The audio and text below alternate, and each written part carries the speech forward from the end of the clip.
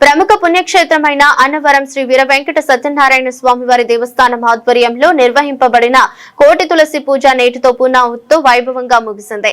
ప్రసిద్ధ పుణ్యక్షేత్రమైన అన్నవరం శ్రీ వీర వెంకట సత్యనారాయణ స్వామివారి దేవస్థానం ఆధ్వర్యంలో నిర్వహింపబడిన కోటి తులసి పూజ కార్యక్రమాలు నేడు పూర్ణాహుతి కార్యక్రమంలో వైభవంగా ముగిశాయి.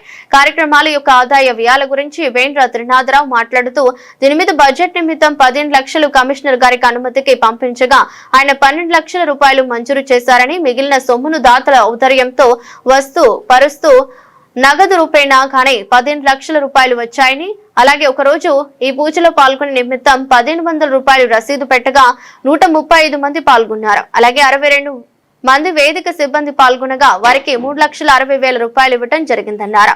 అలాగే పూర్ణాహుతి కార్యక్రమంకు ప్రతిపాడు శాసనసభ్యురాలు వరపుల సత్యప్రభ పాల్గొన్నారు.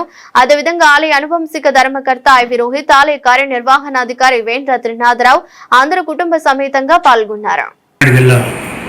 అన్నవరంలో వేచేస్తున్న శ్రీ వీర వెంకట సత్యనారాయణ స్వామి వారి సన్నిధిలో ఈ నెల అనగా 6/2/2026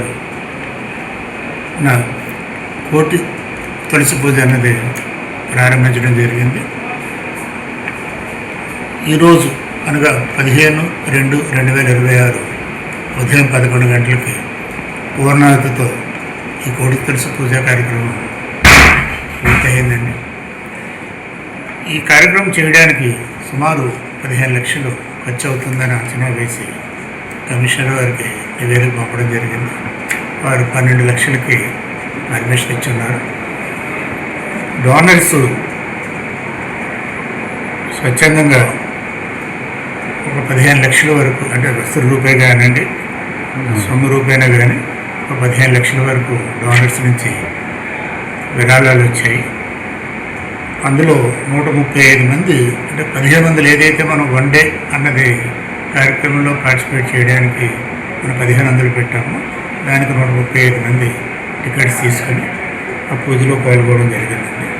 అలాగే ఈ కార్యక్రమంలో వైదికంగా 62 మంది వైదికులు ఇందులో పాల్గొనడం జరిగింది.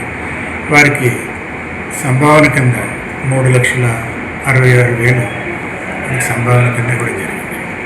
ఈరోజు ఈ పూర్ణాహుతి కార్యక్రమానికి గౌరవ ఎమ్మెల్యే ప్రతిపాడు ప్రభా గారు వచ్చేసి స్వామివారి ఆశీస్సులు తీసుకోవడం జరిగింది.